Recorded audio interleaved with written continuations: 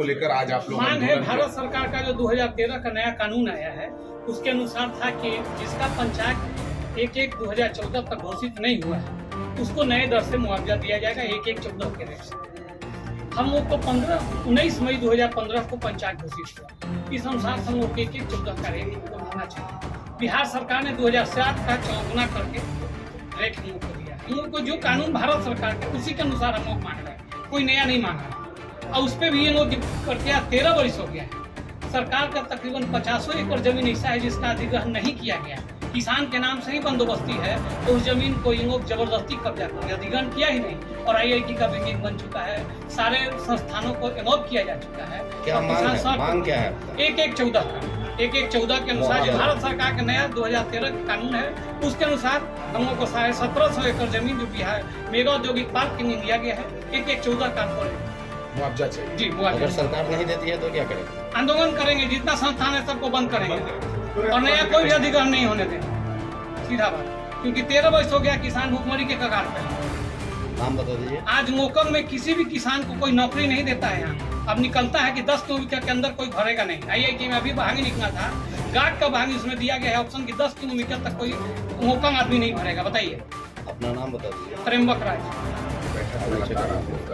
लोगों नीचे करना है। देखिए बहुत बड़ी समस्या है जिसको असल में सरकार या हम लोग ना समझ नहीं रहे, रिकॉग्नाइज नहीं कर रहे हैं कि हम लोग अगर सब लोग का जिनका जीवनी जिस चीज़ से चलता है वो छीन लेंगे तो बेसिकली भारत के शहरों में जैसे बिहार के सारे लोग जगह मजदूर बनकर जाते हैं, ये बात फैक्ट है। तो हम लोग क्या चाह रहे हैं कि अब गाँव के लोग भी उठकर अपना रोजगार काम सब छोड़कर मजदूरी बनने जाए, बाहर गरीबी में जिए। अगर हम सबका ही जो रोजगार है जो बेसिक है, जो इस लैंड पर जिस जमीन पर उसका जीवन चल रहा है वो छीन लेंगे तो हम लोग आगे के लिए किस तरह का बिहार बनाना चाह रहे हैं? कभी भी आप कहीं कोई भी जो देश है, समाज है, विकास है, वो लोगों को लेकर चलता है।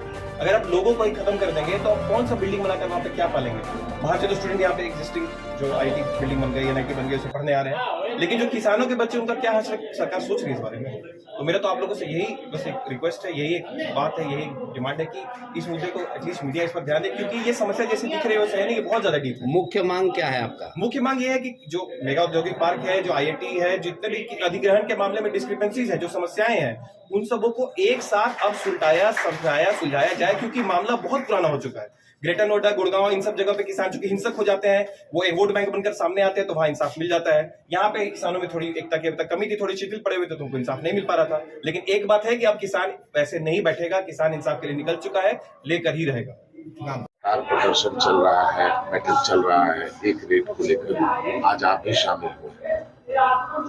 देखिए, सबसे पहला बात कि ये पूरा दुनिया जानता है कि भारतवर्ष किसानों का देश है, किसान प्रधान देश है और सबसे छोटी इकाई देश का गांव है जहां किसान रहते हैं। अगर किसान नहीं बढ़ेंगे, उनकी आमदनी, उनके रहने सहने का, उनका स्वास्थ्य, उनके बच्चों को शिक्षा आगे नहीं बढ़ेगा, देश कभी नहीं बढ़ेगा। बड़ा बड़ा इंडस्ट्री लगाने से कुछ जगह में, सीमित जगह में विकास होगा तो देश नहीं बढ़ेगा। इसलिए पूरे देश का जो पॉलिसी है वो बहुत राइट डायरेक्शन में आज 70 साल से नहीं रहा है। आज के दिन में भी वो थोड़ा इंडस्ट्री की तरह ज़्यादा बात कर रहे हैं। तो किसानों को अपने हक के लिए, अपने अगले पीढ़ी के खुशहाली के लिए तो संघर्ष करना ही होगा और सरकार को जताना होगा कि हम भी हैं, हमसे देश बना है। और याद रहना चाहिए कि स्वामी जी का जो कथन था कि जो अन्न उपजाएगा वही शासन करेगा, ये इस बात को किसानों को असर्ट करना है और किसान जी स्वामी जी के सबक से लेकर के संघर्ष करेंगे तभी मिलेगा। तो मैं तो पेशे से डॉक्टर हूँ, लेकिन मैं किसान के फैमिली से आता हूँ और हर जो पैसे व्यवसाय में उनको ये समझना चाहिए तो उनकी आमदनी कहाँ से आ रहा है, लोग कहाँ से आ रहे हैं। मेरे अस्पताल में तो किसान ही जाते इलाज करने आते हैं। अगर किसान का आमदनी बढ़ेगा, उनका रहन सहन बढ़ेगा तो हम अच्छे यंत्र ला सकते हैं, उनका इलाज आगे कर सकते हैं। तो इनके खुशहाली में हमारा भी भला है।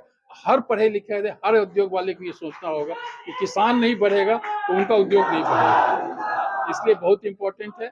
मैं इस आश्रम में किसान आंदोलन का जगह दिया हूँ, उनको सम्मान देता हूँ और ये ट्रस्ट उनको हमेशा साथ रहेगा और हम पूरा विश्वास है इनका संघर्ष सफल होगा और किसानों को वाजिब मुआवजा इस प्रांत के सरकार और केंद्र के सरकार झुक करके इनको देगा और मेरा ये आशीर्वाद है। आपकी भी जमीन जमीन गई है, उस जमीन पे हम लिख चुके थे कब इसके पहले कि वहां पर IIT का बात चले एक अस्पताल छोटा सा बनाने का, तो हमने कुछ सोचा कि हम लिख के देंगे कि हम यहाँ अस्पताल बनाएंगे, इसको छोड़ दीजिए। मेरे पिताजी कहे कि नहीं, उसमें अड़चन नहीं डालो, ये पूरे इलाके के लिए, गांव के लिए बहुत बड़ी चीज हो रही है। यहाँ उद्योग खुलेगा, यहाँ IIT खुलेगा, इससे देश का खुशहाली होगा, इससे हमारे समाज का, हमारे इलाके की खुशहाली होगा। तुम जमीन को स्वच्छ दे दो।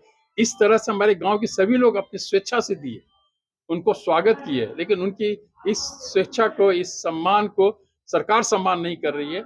आप उनको जो मुआवजा जो है लीगल, उसका भरपूर देना चाहिए और इसके लिए संघर्ष करने की जरूरत है और ये लोग कामयाब होंगे।